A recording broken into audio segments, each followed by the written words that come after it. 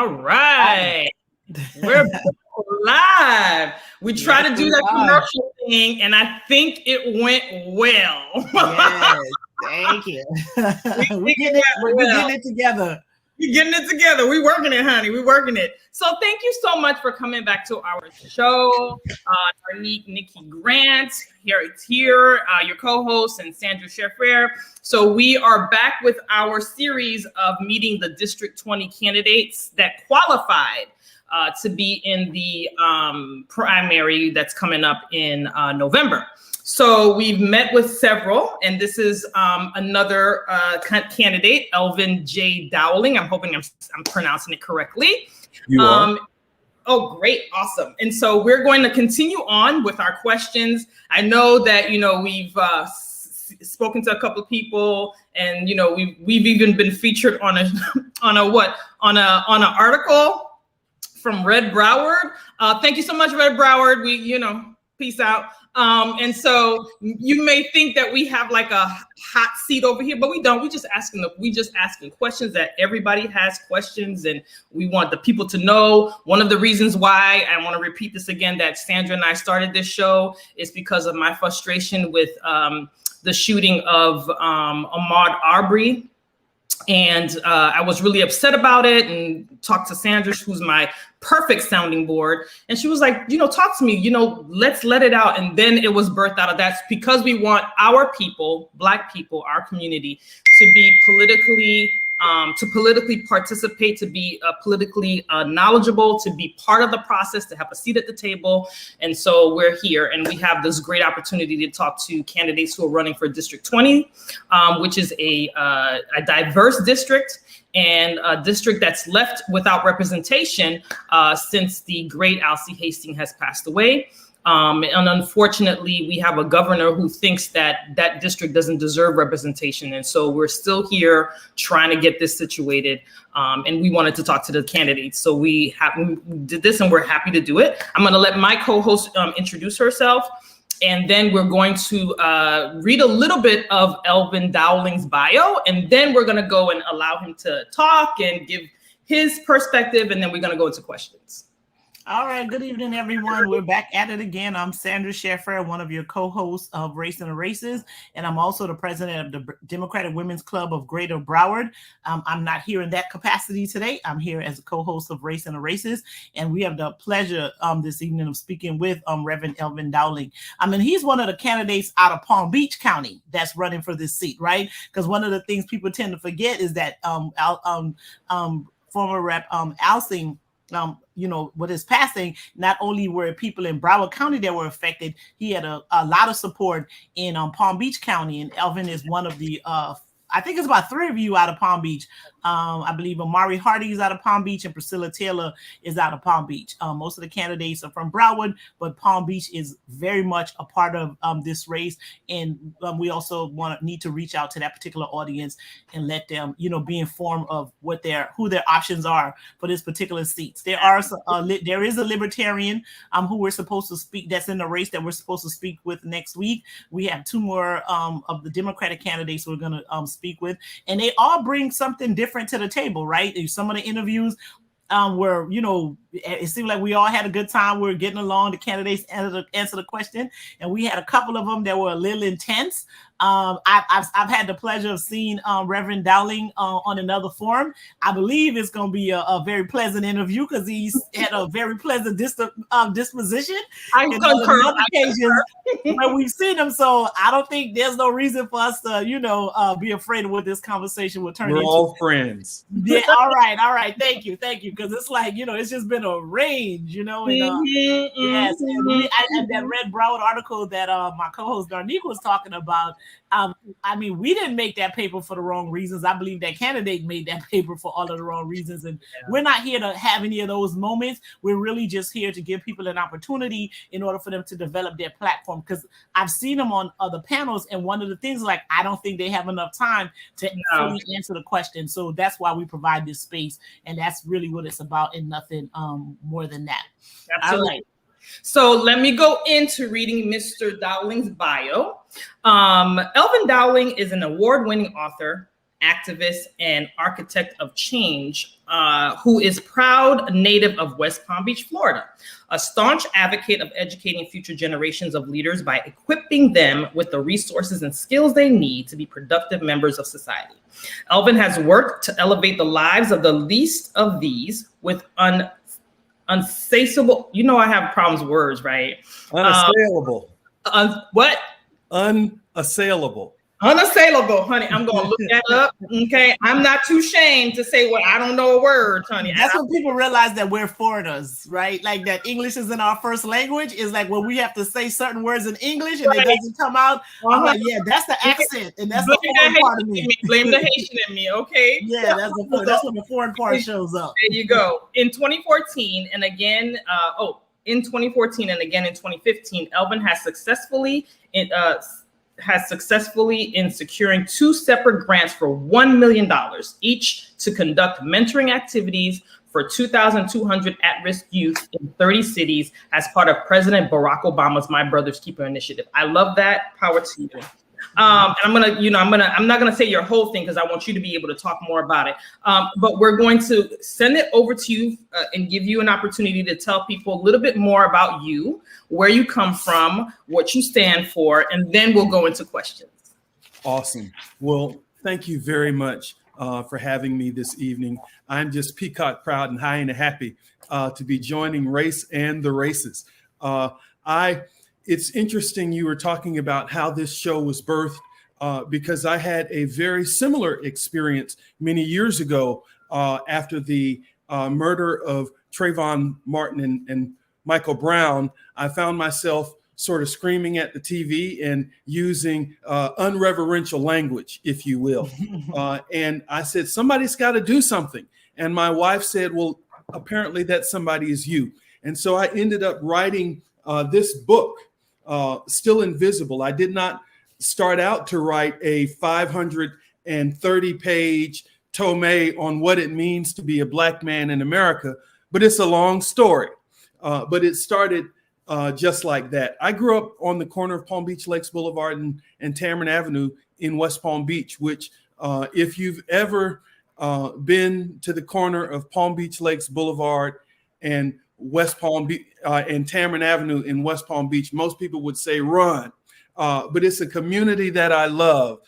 My front door, when I looked out my front door, I saw Church's Fried Chicken. And when I looked out the back door, I saw the Coleman Funeral Home. Now imagine that. And so that's from where I've come. Now, I grew up in West Palm Beach, but I'm going to tell you a little secret. I'm actually a resident of Miramar. I live in Broward County. And so I'm probably the only candidate who truly understands both sides of the district, because the district is indeed from West Palm Beach to Miramar and many points in between. I serve as chairman of an organization called Palm Beach Harvest, which is one of the largest food banks in West Palm Beach and in Palm Beach County.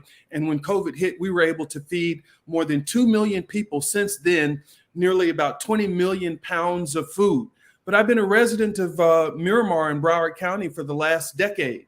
And so I understand the challenges that both sides of the district face, and I believe I'm equipped to help address those issues. All right. And so what experience do you bring to that? We've spoken to people, and there's a range of experience in why people believe that they're qualified for this position. We have people who are elected officials that have been doing it 10, 12 years. We have some folks that have like no experience whatsoever. There's some that have very little experience, just some with government. So what experience do you experience that you believe you have, professional and or personal, that prepares you for this position? Sandra, I appreciate that question. And let me just say that I am not a career politician. I want to say it again. I am not a career politician. So if that is what a voter is looking for, I'm probably not your choice. Don't vote for me. Now, when's the last time you heard somebody say that? And so, I have been serving real people in a real way for a long time. I got my start really in government working for the first African-American county commissioner in Palm Beach County, a lady by the name of the late Maud Ford Lee, who was dynamic. She was the first Black person elected to the county commission, and the first Black woman who became the chair of the Palm Beach County Commission. And so I worked for her for many years in Palm Beach County government. And then I went to work for Congressman Alcee Hastings in Washington, D.C., at his office, working for free on behalf of the people of this district. And so I think it's interesting to note that I'm the only person in this race who has actually worked in that office for these people. I have been serving people, as I said, most of my life. I went on to serve as chief of staff for the National Urban League in New York City. But before I did that, I served as chief of staff for Alpha Phi Alpha fraternity, where I worked for a number of years and helped to build the Washington, D.C. Martin Luther King Jr. Memorial, which is in between the Lincoln and the Jefferson memorials. $110 million project that I had the pride of working to help make sure that that was built. And so those are things that leave a lasting legacy. But in terms of what have I done for the people right now, as Janet Jackson would say, what have you done for me lately? When COVID-19 hit in March of last year, government failed us. How do I know that? How do we know that? Because we turned on the TV and we saw lines stretched a mile long of people who had lost their jobs, were losing income, and could not feed their families. I stood up as chairman of one of the largest food banks in this state. I stood up and went to the mayors of the cities of Riviera Beach and Belle Glade and South Bay and Pahokee and said, what can we do? And we were able to provide food, and we've still been doing it every single week, provide food to hungry people because our government failed us. Now, in fairness to our government leaders, and I do believe we need to ask the question, who was in charge when the fit hit the shan? But in fairness to them, they have showed up to our food distributions. Now, the only difference between them and me is they show up with cameras and I show up with trucks. And I show up with trucks every single week. I believe that leadership and government should be about actually producing results for people. So what have you done, Brother Dowling? Well, I mentioned that I grew up in one of the toughest neighborhoods in West Palm Beach. I had brothers who were murdered on the streets of Palm Beach County in the 1990s. And I had a choice. I could be bitter or I could be better. And I decided that I wanted to be better and do something to transform this pain into a passion that was meaningful for real people. And so I not just went and started mentoring young people, but I raised money. We raised $2 million to mentor. When I counted, it was more than 3,000 kids from Riviera Beach to Miramar to Rialto, California, and all across this country. And so I believe that we need somebody who is actually going to be a leader. And that's why I believe that I am probably most qualified to serve in this capacity. All right. So we have a question in the chat that really talks to what you just mentioned. And the question is coming from Tamiko. Hi, Tamiko. She says, good evening. Have you experienced or been impacted by gun violence as a Black man in South Florida? If so, what was your response? So when I was 14 years old, my favorite cousin James was shot 9 times and dumped along the side of A1A because of poor choices that he made. When I was 19, I was a student at Hampton University. My brother Bryant was killed in a drive-by shooting as he sat on the corner of 4th and Tamarind in West Palm Beach in his car. That was my sophomore year in college. My junior year in college, my brother Rod was killed with a shotgun because he got in a fight over a girl at a park on the corner of 47th and Pinewood in West Palm Beach. I know what gun violence means, particularly for people of color. I make no mistakes about the fact that I will fight the NRA tooth and nail to do something that is meaningful in terms of gun legislation, to stop this ridiculous carnage in our community. I know what this pain means, and I did something about it. And so I talked about the money that I raised, and that's good. That's fine. But one of the things that I am very cognizant of the fact that Elvin Dowling is going to die one day, and I want to leave it all on the table. And so I have mentored people who have become doctors and lawyers and very successful people. And I don't say that as a means of impressing you more than to impress upon you that it means something to me. I mentioned my second book, and I won a Pulitzer. Well, I was nominated for a Pulitzer Prize. I won the Florida Book Award this year. Best book in the state of Florida on what it means to be a Black man in America. I have studied these issues because I have lived these issues. I believe if we're going to send somebody to Congress, it ought to be somebody that understands what Black folk are going through, what Hispanic folks are going through, what poor people are going through. And so, yes, I have experienced gun violence, and I will do everything I can in Congress to stop it. Awesome. Okay. Do you want to do the other question in the chat, Sandra? Yeah, there's a question in the chat about, you're saying that you're not a career politician. So the question in the chat is about term limits. Do you support term limits for elected officials? And even if there are any term limits, do you have a game plan or a strategy, is probably a better word, because this is not a game, this is real stuff here. Do you have a strategy on how long it would take for you to put forth the ideas that you're looking to see happening in DC? And if so, how much time do you foresee you needing in order for you to accomplish those goals? Sure. And thank you for the question. So the short answer is yes, I do. And in fact, I signed the U.S. Term Limits Pledge, vowing that if I get the privilege of being elected to Congress and serving the people, because I'm interested in serving people. I have lived my life dedicated to people. If I get that privilege, I will vote for that legislation. I would encourage people to go to my website, dowlingforthepeople.com. Soon as you get to the top, there's a big old word that says accountability. If you clicked on that word, you will see the pledge I signed for term limits. Has my signature right there on the bottom, says Elvin J. Dowling, and that I commit to doing that. But I didn't just commit to doing that. I also committed to being transparent and honest and ethical in office.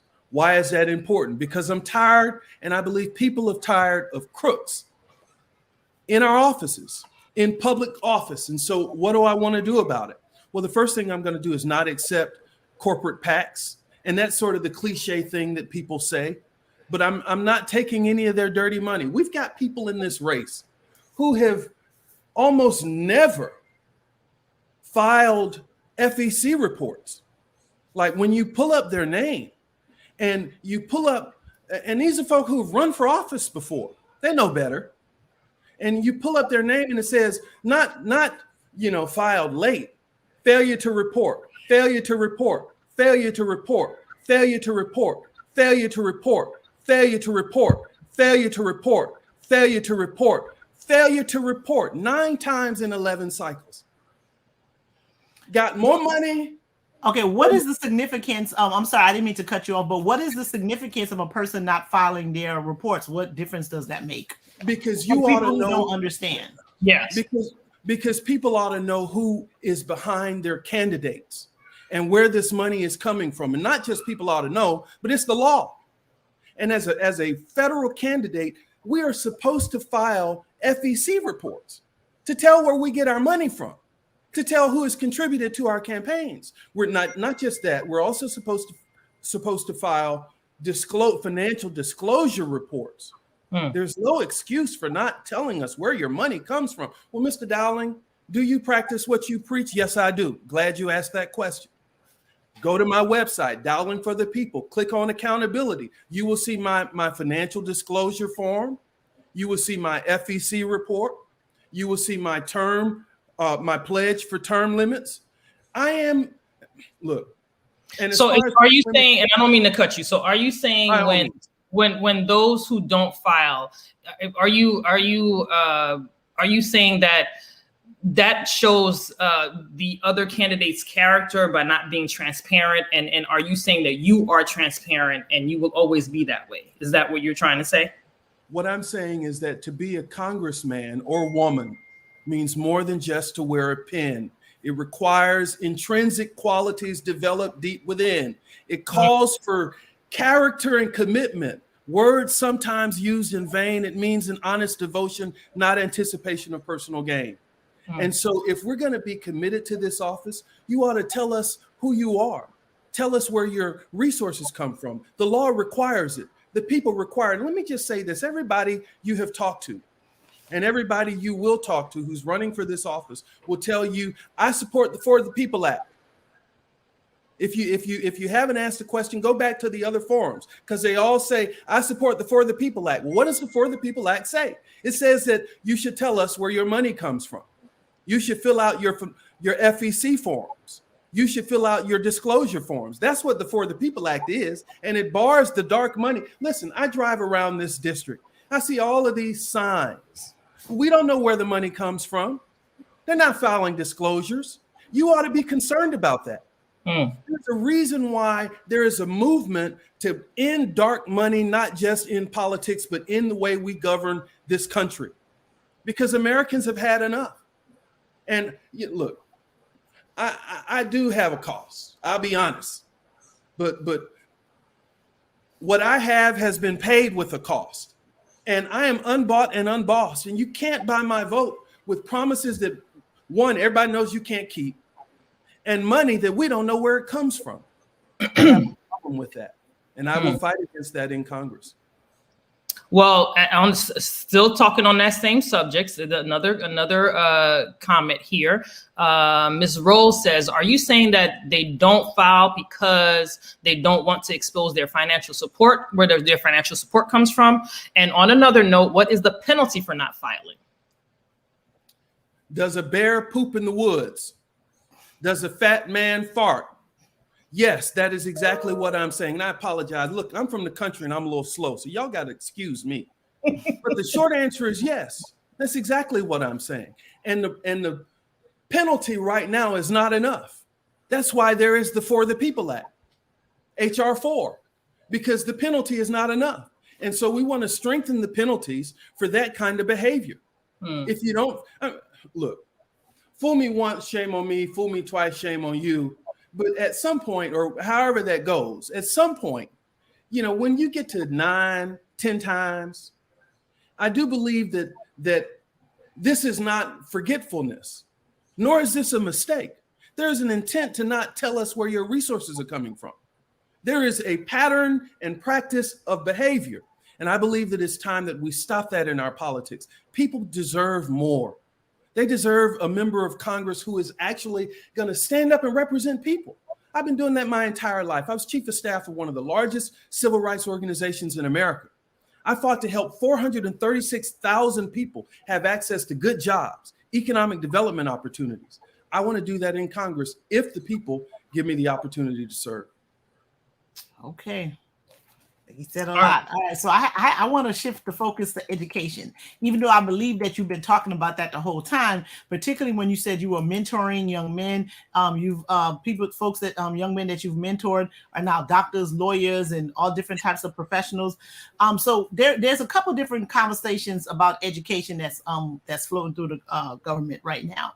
One of them is loan forgiveness, because that student loan debt is a problem, and I'm one of those students that find it to be a problem, even though I've managed to get several professional degrees, but it's like I don't know if I ever will make enough to pay this back, right? So loan forgiveness is one.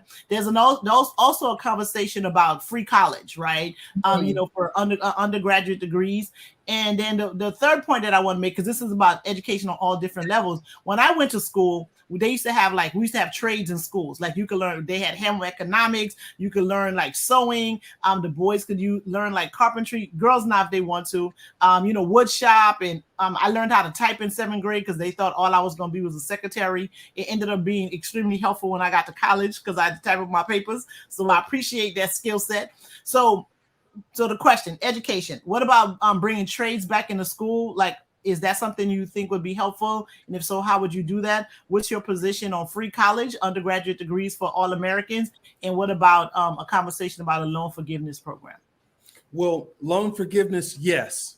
Free college, yes. And let me say with regard to free college, there's an old movie years ago. It was called All Dogs Go to Heaven. And I believe that not only do all dogs go to heaven, all Black folk ought to get free college in the United States of America. We paid, we paid a sacrifice that has yet to be compensated. Now, I'm not going to get on that other than to say, where's our check? To be clear, without question. Now, you asked a question with regard to, tell me what was the last one. So it was loan forgiveness, free college, and trades. Trade, and yes. Bringing trades back into like middle and high school. Yes. So I write about that in my book, Still Invisible, Examining America's Black Male Crisis. I had the opportunity to interview 15 African-American men from all walks of life. And I focused in on 15 key issues that impact African-American men and really the African-American community in real, meaningful, and significant ways. And I interviewed Trayvon Martin's, one of his attorneys. I interviewed a fellow who was on the Cosby Show. I interviewed a brother who was in prison. But one of the folks I interviewed is a very well-known pastor who has been a professor at the collegiate level as well. And he talks about at the end of his interview how when his toilet breaks, he's not calling a professor. He's calling a plumber. And a plumber is going to charge him $175 an hour. And he says to himself every time he calls that plumber, we should have more trades. And I am convinced enough, having mentored a number of people who deserve to have a second chance and an opportunity to succeed. And having served as CEO for a time of one of the largest organizations in the state that sends students to college for free, organization called Take Stock in Children. I'm a mentor in that organization. So I was CEO for a while for Take Stock in Children, Palm Beach County. And so, this is passionate and personal for me. But I also learned that not everybody is college bound, nor wants to go to college. And we need more, plumbers and electricians and people who can help to fuel this society. When I was chief of staff at the National Urban League, I actually wore several hats. And one of the hats that I wore continuously was the director of facilities. And I was responsible for a 48,000 square foot facility on Wall Street in New York City, in addition to helping to manage the entire staff. And one of the things I realized real quick is that if I didn't depend on my facilities folks, my groundskeepers, then everything came to a stop. And so it was those salt of the earth people that helped to make the organization run.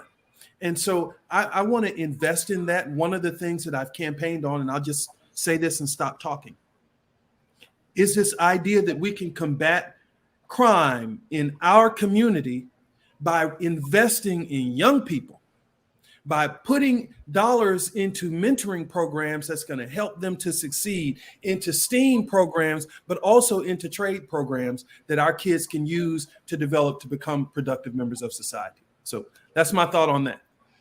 All right. Okay. You have follow-ups, co-host? No, not on the education part. I agree with him on that. Okay. So I have I can't remember if you were the first, but you were one of the people that sued president, man, get that out your mind, sis. Governor DeSantis. I should have sued. You talking about Trump, but I should have sued him too. But Governor, you were either one of the first, or I was the first person in the state of Florida to sue DeSantis over his ridiculous mask mandate. Mask mandates, right? And so, with that, which was a bold move on your part, you have some critics who say, you did that because you're running, and then you have those on the other side saying, "Wow, is this what we're going to look forward to as we continue on? If you get the opportunity to be our congressman to represent us, will you continue on with that energy and for our people, you're going to bring the smoke. You brought the smoke the first time. Will you plan on continuing on bringing that smoke? We had another one, another of your candidates that come on, one of your colleagues, and they were like, they're going to do their managed smoke, and we respect that. So what about you? What kind of smoke can we see Elvin Dowling bringing? I don't know what the hell managed smoke is. Let me just... I guess somebody was watching. I don't know what that is, but I know what advocacy is, and fighting for real people in a real way. And that's what you're going to get with me. Mhm. You know, let me just say, yes, I was the first person in the state of Florida to sue Ron DeSantis because of his ridiculous mask mandate. And, you know, someone may say, well, he did it because he's running for office. So what? Somebody has to stand up and say something. If not me, then who? If not now, then when? I've never been one to sit on the sidelines and say, you know, somebody ought to do something. You know, that's how I got up.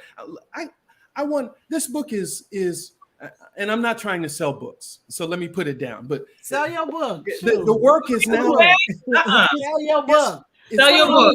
Sell your book. It's permanently displayed. Yes, it's permanently displayed in the Florida governor's mansion. The same guy I sued. They as of April of this year, I won the Florida Book Award, and now it's permanently displayed in the Florida governor's mansion and in the Florida State Library. So if he goes to his library, if he goes to his own library, he'll see not just Elvin Dowling's name, but it also has Alcee Hastings' name right on the front because he wrote it with me. Okay. Because both Alcee Hastings taught me advocacy. He taught me leadership. Alcee Hastings is the reason why we have desegregated schools in Broward County, because he dared to speak up when everybody else sat silent. And not only was I the first person to sue him, and thank God, sue DeSantis, that is, over his mask mandate. And thank God a judge said that he's crazy as hell and you can't do that. Pretty much. Not only that, I also sued him to make sure we had an election. That's not right. just an election, this election. You talked about how, you know, Ron DeSantis stood in the way of us having voting rights. Yes, he did. And so what happened? I sued him in federal court. And it was because I sued him in federal court 4 days later, he set the election that I'm in right now. And I did it because I understand that this is a matter of voting rights. And in the United States of America, taxation without representation, last time I checked, was tyranny. And so, somebody had to say something about it. And let me just say this. I'm in a race with doctors, lawyers, career politicians, people who have a boatload of money that Lord knows where it comes from, and lobbyists and lawyers who have a boatload of money. But you also lobbyists. You got lobbyists running in this race also. Well, it depends. You know, some weeks, let's be clear now, some weeks they're lobbyists. Some weeks they've actually written legislation. Like, right. I mean, it's true. Can I just say this? I grew up in the country and I'm a little slow, but I ain't that slow. You know, I thought you had to be a member of Congress to introduce legislation. That's what I thought. You know, wait, hold on, back up, Mr. Dowling. You have to be a member of Congress to introduce legislation. No, but I think the comment was that they help write legislation. Okay, all right. Or propose legislation. All I'm saying is, if you's a lobbyist, say you're a lobbyist. Don't be scared. Tell the truth and shame the devil. Let the chips fall where they may. If that's how you earn your money, good for you. Now, to be clear, I have not made my money on the backs of corporations who profit doing whatever it is they do. I have spent my life serving people, you know, in the fight, on the front lines. And so that's the type of advocacy that I want to bring to this congressional district. And let me just say this, you know, we've had folks in this race who they have been practicing law 20, 30 years. They have access to the courts and said nothing. They said not a mumbling word, quiet as a church mouse. And so what I will say to the people who are listening, if you give me the honor of serving, I will always speak up for you. Elvin Dowling is too big to fit in anybody's pockets. I'm not on anybody's roll, and I want to work for people. And that's what I'm fighting for. Well, all right. So we have a question in the chat. and then we'll an education question. Follow up on the education. So Tamiko says, I hear that you support education, but what would be your strategic plan for loan forgiveness, tuition-free college, and trade vocational programs in high school? What would be your plan of action? Mentoring is relative, but what else is there to serve a broader population? That's a great question. And at the end of the day, I have discovered that it really is all about the resources, the money. How do you pay for it? And so one of the things that I want to do is to advocate for the implementation of a reasonable means-based universal basic income that will target the working poor and the elderly. And so it's interesting because one of the folks running for office says, vote for me and you'll get, this is quotes, you will get $1,000 a month, 1,000 big old signs, $1,000 a month for you. Let's do the math. In terms of education and a strategic plan and free college tuition and all of those things, because you have to pay for them, right? And so how do we do that? If we do plan A, which is to send everybody that makes $75,000 or less, $1,000 a month, what is that going to mean? That's going to mean that if you add it all up, that's about $2.1 trillion a year. Okay. Well, the United States government, its annual budget is $4.2 trillion a year. Now, you do the math, that's about half. So we're going to blow a hole, boom, into half of the economy. What is that going to mean? That's going to mean you can say goodbye to Social Security, Medicare, Medicaid, disaster relief. So the next time we have an awful hurricane, because we live here in Florida, say bye to all that money, but say yes to $1,000 a month. I don't think it's a good idea. I think that if you focus it on people who are working poor, who are at or below the poverty line, and you focus on senior citizens, because I believe that after a certain age, nobody ought to be hungry. And I have seen our seniors in our food distribution lines. We have made special efforts to go to the senior citizens' homes and to deliver them meals because they can't make ends meet. And I think that in addition to Social Security, because for many seniors, Social Security ain't much of nothing. And so we ought to have that extra social safety net. How do you pay for it? How do you pay for free college tuition for all of these folks that we think we ought to do? I think we can have what's called a value added tax, a tax on actual services and goods, actually products rather. Let's tax them on the front end. And so every time we add value, say you have a shirt, a blank shirt, and you want to have a shirt distribution company. You got a blank shirt, then you got to put a picture on it. So there's the ink company. So every time you upgrade that shirt, you add a picture, there's a tax. And then maybe you want to add something else to the shirt, there's a tax. And then it comes to the end user. If you do that, you can pay for all of these free things that we talked about and can reinvest in things like Social Security, Medicare, Medicaid. So there's a sensible way to do it, but I think it ought to be focused on the working poor and the elderly. Now, who's the working poor? When you look at it, most of the time it's Black and brown people. And so it's more than one way to skin a cat, and that's how I do it. I have a follow-up question on that.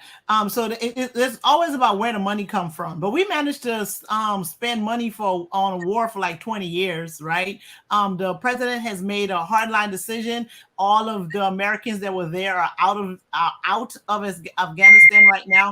They're trying to get some of the allies and people who supported the troops out of there. So there's money coming from that's not being sent. That's not being spent on contractors, right? Because I mean, depending on what your position was on that war, one of the people that really profited from that war were people that had contracts, right? Government contracts. So we're getting a bunch of money back from that, right? And then we had those tax cuts that got even better under the last administration. So you have wealthy folks that are just not paying their fair share. We have a guy who in the middle of a pandemic just increased their value by like $100 billion, right? So not paying any share. Not a none. So those are ways that those things that should be able to get paid for without having to maybe take out Medicare and Social Security and that type of thing. What is your response to that? Because there are other ways to get money instead of just taxing people that's buying stuff. Yes, that is true. And I think that there needs to be a reimagination in government, in where we spend our money. Tupac Shakur once said, we've got money for wars, but can't feed the poor. Mm-hmm. I understand. I know what it means to be hungry. And so, with regard to How do we get the money? There are a number of ways to get the money, but I don't think that we can get the money, nor do I believe that we should. And more importantly, it ain't gonna happen in terms of getting the money $1,000 a month for unless somebody's got a basement somewhere, and apparently they do, full of money, and we don't know where it comes from. It's not going to happen that way. And if they want you to believe that, I would say to you, if ands and buts were candy and nuts, every day be Christmas. I don't think it is. You're killing me with your anecdotes, man. Oh my God. So listen, we're going to, because we know that you have another event to go to, and we're at the 45-minute mark. So we are going to one last question. I do have I'm one. having a good I have time. an immigration question We can too. take it up all as long as you want. Okay, so co-host has a immigration question. I have my one last question. I've asked most, if not all, of the candidates that we spoke to about Belle Glades and Pahokee, which is really near and dear to my heart because those two cities are extremely impoverished. And I asked the other candidates, what are your plans to get those two cities to be in a better position if you have the opportunity to take this position? And mind you, your predecessor has had this position for quite some time. And I want you to bear that in mind when you're talking about those two cities, because they're still in this predicament, and your predecessor was one that did advocacy, that did fight. However, those two cities I feel have been very neglected. So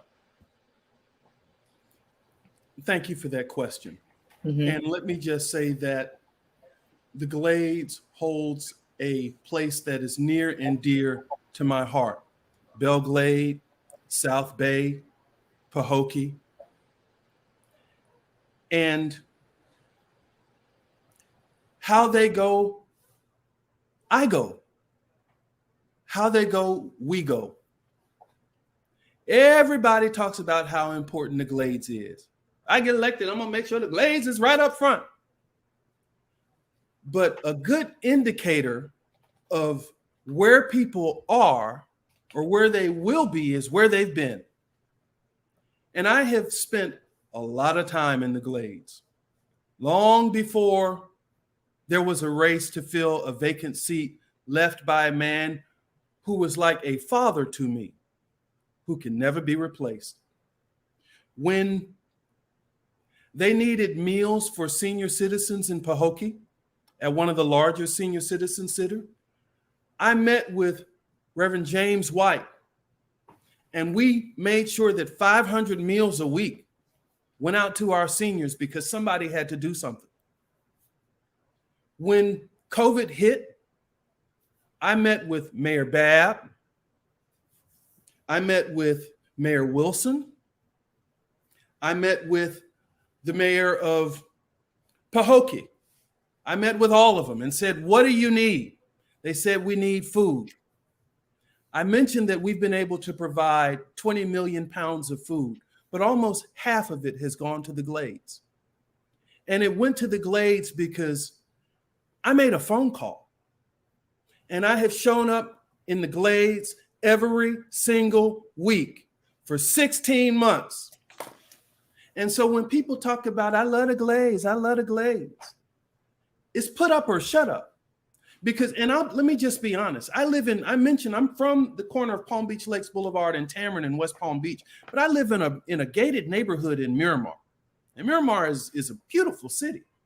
And these gated neighborhoods, these houses are nice. And when I go to the Glades, I feel as if I don't have a choice but to do something. And I come home and I'm mindful that I am privileged. Even with my humble beginnings, I'm still privileged. And my kids have responsibilities and options and opportunities that kids who are 65 miles west do not have. And so I'm there every single week in one way or the other. And let me just say this. I have committed if I get the privilege of serving the people of this district, I will open up an office in the Glades as a member of Congress. You will see me in the Glades, like you've seen me at these food distributions, like they've seen me at Mount Carmel, like they've seen me all over the Glades. They will continue to see me because it's just that important to me. All right. All right. Mm-hmm.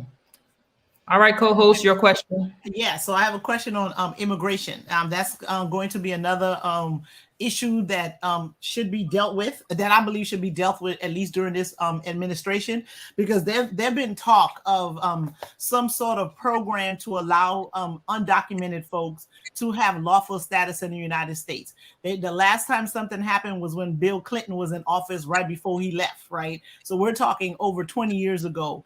We're talking like 245I to allow people that came in unlawfully to adjust their status by paying a penalty. There's been several natural disasters or problems in different parts of the world that that the administrations have decided to give people what they call temporary protected status. That's just a status that doesn't get them sent back home, but it doesn't give them anything permanent Right. or a path to citizenship in the United States. If you're selected to get this seat, what would be your position on providing a path to citizenship to not only the DACA folks, which that's in limbo now because of some judge in Texas, but once if DACA is put back into place, the people that have TPS, temporary protected status, and other undocumented folks, what will be your position on assisting them in getting status in the United States? Let me be clear. My position is this: give me your tired, your poor, your huddled masses yearning to breathe free. The wretched refuse of your teeming shores, send them to me. I lift my lamp to the golden door. The United States of America is a land that was built on immigrant power, on slave labor. We like to pretend that that is not the case, but it is, to be clear, without question. And all of us as Americans oftentimes get this mentality of, now that I have gotten what I need, and God blessed me and my three, us four, and no more, I'm going to close the door on everybody else. I have a problem with that. Mm-hmm. And so I believe, and listen, my wife is a first-generation immigrant from the Dominican Republic. My children are Hispanic and Black. I got vested interests in this.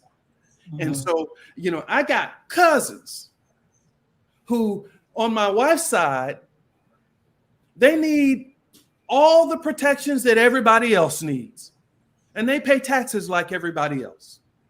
And I will do everything I can to fight for them, to make sure that dreamers have an opportunity to achieve what's left of an American dream, to make sure that those who are in temporary protective status, our Haitian brothers and sisters, and people all around the diaspora who have come to this country for a better life, and that's really what it's all about. And who the hell are we to tell someone else you don't have a right to a better life? And so I will fight for those rights until hell freezes over, and then I'll fight on the ice. All right. All right. Thank you very much. Thank you so much. So I put up your website is www.dowlingforthepeople.com. Please go and visit his website. There, I'm assuming that you can donate there. You can sign up to volunteer. Just a recap to remind everyone, the primary will be November 2nd, I believe. November 2nd. That's you have the last day to vote. You can early vote. Yes, you can early vote. Your last day to vote. Your vote by mail ballot. Right. And you have up until, in order for you to vote for the January election, you have up until October 4th to register to vote. That will be your absolute last time to be able to vote, to register in order to vote in the January election. Again, is www.dowlingforthepeople.com. Please go visit Mr. Dowling's website. You can learn more about him. And I'm pretty sure, Mr. Dowling, if people have any questions, they can always reach out to you and you will promptly reach out back. Correct? Absolutely. They can reach me on Facebook. They can go to my website, dowlingforthepeople.com. Elvin Dowling for Congress. Number 2 on your ballot, number 1 in your heart. Number 2 on your ballot, number 1 in your heart. All right. As you close out, there was a question in the chat that someone wanted you to recap. What will be the 3 or 4 items that you want to focus on if you're sent to Congress? So as you wrap up and you're telling folks why they should vote for you and why you should be the choice to be the representative for District 20, and you tell that, just please kind of recap and give us maybe 3 or 4 things that you would like to see happen while you're there. Sure. Well, thank you all very much for the opportunity to join you tonight. This has been fun, at least for me, and so I really appreciate it. You know, I am who I am. I'm going to fight for real people in a real way. I'm going to do my best to work hard for you every single day, and I'll work hard never to let you down. And so I got 3 things I want to do while I'm in Congress: better jobs, safer communities, and servant leadership. By better jobs, I believe that nobody should work poor, be a working poor in this country. I'm going to fight for $15 an hour. I pay everybody in my campaign $15 an hour. I practice what I preach. I believe in safer communities. I want to reinvest in youth programs across the district and make sure that we have communities that we can be proud of. And I want to make sure that we reinstitute servant leadership. I'm tired of crooks being in office, and I want to make sure that we have someone who's transparent. I will do my best to serve you in a real and meaningful and significant way. Elvin Dowling is too big to fit in anybody's pockets. Thank you for your time. Thank you. All right. Thank you. Okay. Head over to your other event. We'll be on there. See you over there. See you over there. Good luck. Bye-bye. Thank you. Good Bye-bye. luck. All right. All right. So,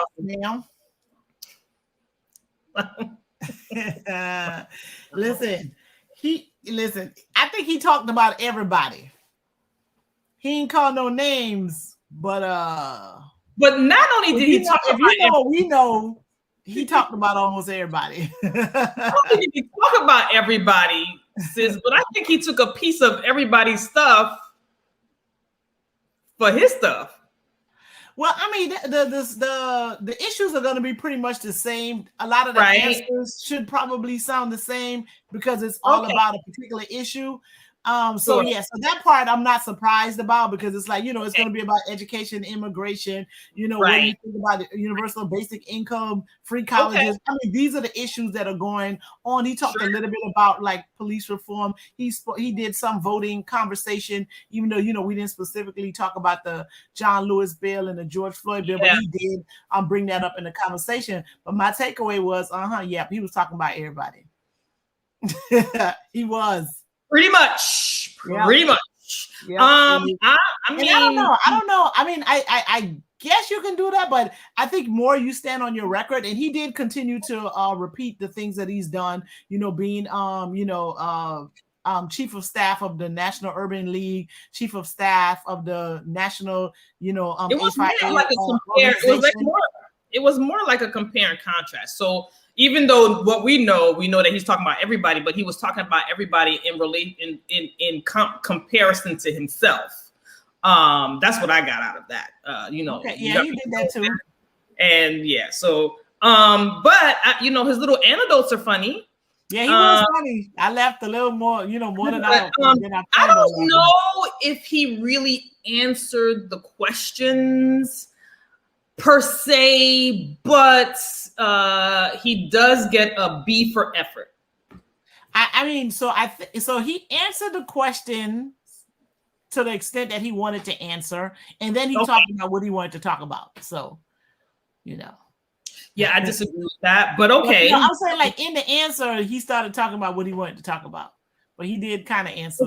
So you're saying generally he answered the question, but just answered it generally the way he answered the question.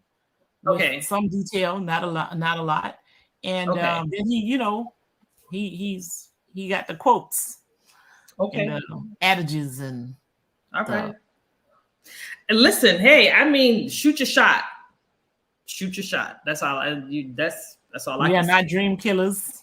We are not. We are not. We want everybody to have an opportunity. I mean, can you believe we're going to have a libertarian on our show next week? We want everybody. We're going to talk about what he got. He's the husband, the son, the lawyer, sister, and he got the wife, the mother, the son, the daughter. Oh, that was the relatives. I forgot. I thought that was his job titles. All right. No. That's what he said that he had. Okay. Elvin Dowling said for Congress, he's number 2 on the ballot, and he's number 1 in your heart. That's right. And we're supporting.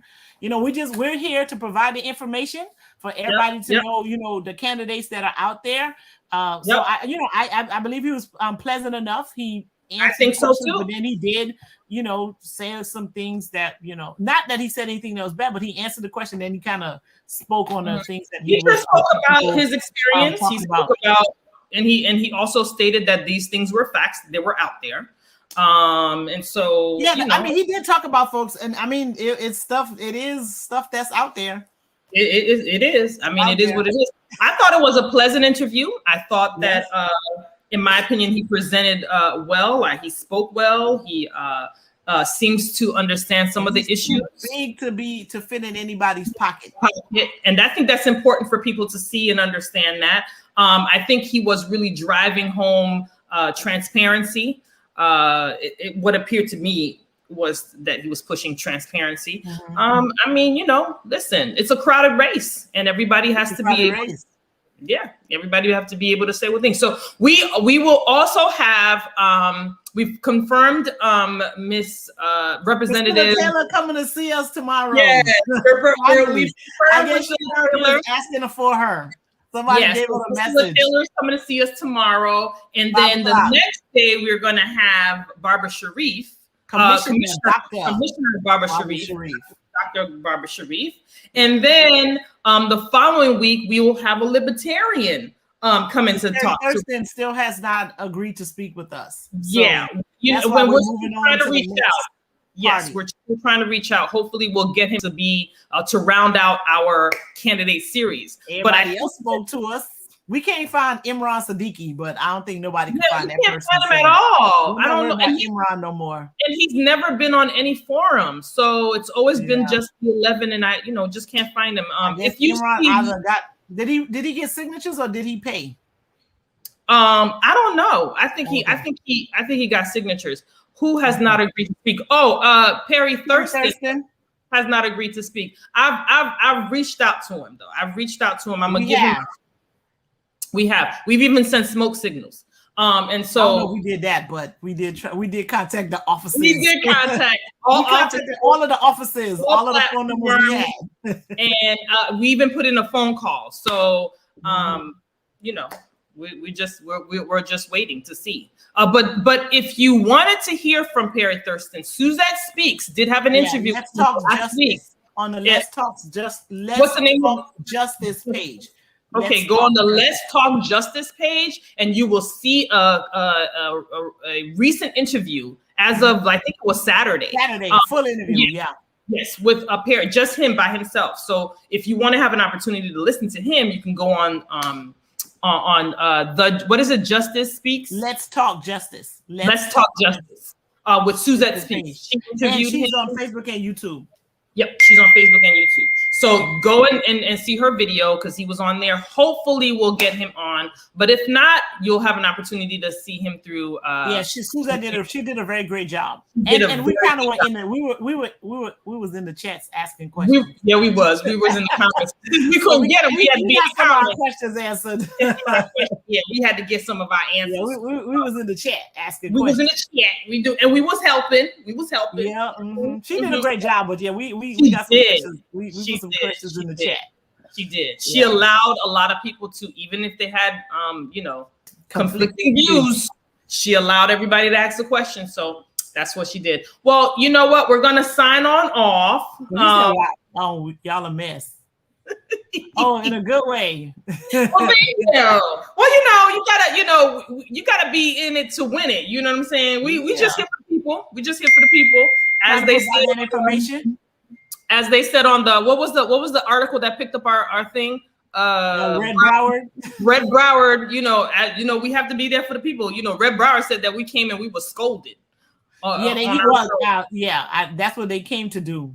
They came. Well, yeah. Then what happened was they played themselves in a negative way.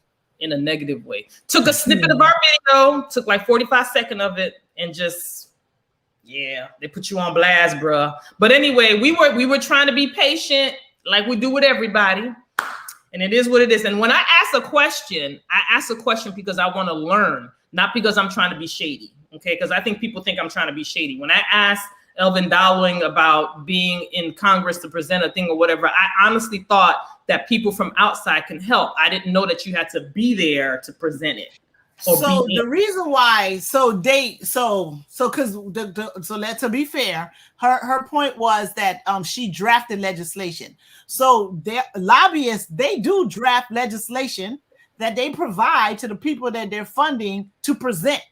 Right. So lobbyists do that. So like whatever company, like the prison, like the private prisons, like those organizations, they draft legislation that they give to the candidates that they funded to present. So lobbyists, they draft legislation. So lobbyists can draft legislation. Yes, but they give it to the representative or whoever that they file it. Campaign that they funded. They ask them to put forth that legislation. Okay. So they do. Yeah. Okay. They do that. And you learn something good. You learn something new every day. I needed to understand that. Yeah, I need to understand that process. Mm-hmm. So the people they give money to, the candidates that they give money to, they like, listen, y'all, we gave y'all money. This is what we need y'all to do. And this is the language we want the legislation to have, because, those folks already have their attorneys figuring out how they're going to litigate whatever the pushback is going to be. So they know how to draft the language and try to get the legislation passed. Okay. Yes, a lobbyist would have experience in drafting legislation. Okay, but then the the benefit of the organization that they're representing, not the people. No. Oh, okay. So it's not for the people. It's for the organization might think it's for the people, but it's for the organizations to benefit. In the best possible way. Oh, I see. Okay, well, it's important that so we were talking to someone. I was talking to someone, I can't remember who it was. And so you don't want to necessarily say like all lobbyists are bad. That's not what I want to say. Mm-hmm. But what the point that I want to get across is that for people to understand that people who are lobbyists, they lobby for the organizations that's paying them. It's not for regular folks. It's for whatever organization, whatever issue it is. That's who you're lobbying for. Because somebody I know, they said like, no, I have a friend who lobby for nonprofits, right? Because there are a lot of nonprofit organizations that want to get money. So that people who go and lobby, to try to get money for nonprofits or profit organizations, that could be a good thing. That could be a good thing, but I know some nonprofits that ain't doing good things. You know what I'm saying? I was just gonna say, I know the ones that lobbyists aren't doing the right thing. But, I was gonna say there's a whole bunch of nonprofits I know that are making millions. I'm just saying, and they're the ones that got lobbyists. That they can say and tell them get the money. Listen, it was important for me to understand that point, and I never knew that was some of the processes with the lobbyists doing that. So thank you for explaining that to me, and that's the reason why I stopped to ask, because I was like, well, back up, let me understand this. So that's not shade; it's really me trying to educate myself. By myself, because I don't need you to, like somebody says you need to educate these people. Don't do it like that. I'd like, and this also, some of the listening public may not have fully understand what it is that lobbyists do. And they may not have understood why, like when we had the interview with the candidate that was a lobbyist before that, I was kind of pushing back on some of the statements that were being made, because I'm just like, I got a whole different understanding of lobbyists, right? Mm-hmm. So that's part of it. But we're not gonna, this was Elvin Dowling's night. Yeah, it was. I think he came, he spoke, and if you are impressed by what it is that he said and the way he answered his questions, then that's the candidate you should support. Yep. And if you're getting this at the tail end, go onto our YouTube page, like, subscribe, and share. and watch the video. We made it kind of short. Well, an hour is not short, but it's short because he had another thing to go to. But he gets to a thing, and yes, he is mentioning some people without mentioning names, but it is what it is. All fair in love and war. He gave me some Jesse Jackson vibes. He sure did, didn't he? Right, with all the rhyming. Girl, like I felt like I was at church. At one point, I felt like I was at church. I was like, we went to church. I was waiting for the spirit to hit me. We went to church. Yeah, I was at church for a second. Like, we was in church. I was at church. But it was I thought it was a great, pleasant interview. Definitely great, pleasant interview. Yep. So if you are interested, there is a panel going on right now at 6 with the. It's not at 6 or 6:30. 6. Oh, okay. Yeah. Florida. What is it? Florida. Shoot. I gotta look it up. Let me see if I got the. Let me see what it is, because if I do, then I come off with this. Florida. It's Florida something. It is with the. Okay, hold on. It is Florida. Wait. What's the name of the? I'm trying to go find it. I can't see it. It's Florida. Go to the link. Oh, Florida Rising. Is with Florida Rising. If you go on Facebook and type in Florida Rising, I think Florida Rising Broward, you will find them. So they have the candidates tonight from 6 to 9:30. If you want to hop on and listen to them, that would be great. That this group, Florida Rising, is a grassroots organization. So they're going to be asking questions for the people. So I suggest you all jump on there and see it. Is going to be on Facebook Live. And I think they also have a YouTube page to go into. So let me see. When you go to the link, it's going to have you register. Yeah, you're going to have to register to go in. Mm-hmm. So go ahead and register. I'm just. It is. But it's live on Facebook on their page, Florida Rising page. Okay. Just found it. It's live on Facebook on their Florida Rising page. It has already started, so you can go ahead and watch it live on Facebook if you don't want to go into the actual meeting itself. There you go. Florida Rising. Yes. So the candidates are there. Scoot on over. There's some folks out of Miami that's there. Emmanuel Morel. I see Priscilla Taylor. And I see the Libertarian candidate is also there too. Oh, very nice. Very nice. Very Mike nice. Termet. Very nice. All right. Well, they're live right now. Elections matter. Elections matter. Elections matter. And your vote matters, right? Yeah. Even though they may try to suppress your vote, but your vote matters, and we're going to make it through. Just because they think they can stop us one way doesn't mean that we can't find a way. What is one thing I learned from Sandra, and I keep using it? Necessity is the mother of invention. Is that what you? Is that okay? So we can invent other ways, legal ways, to make sure that our vote still matters and it still counts, right? Absolutely. So let's go over. November 2nd is the primary. This is a closed primary state. You only if you're all those MPAs registered Democrats. You still got time. You still got time. MPAs. Switch that party affiliation. You still got time.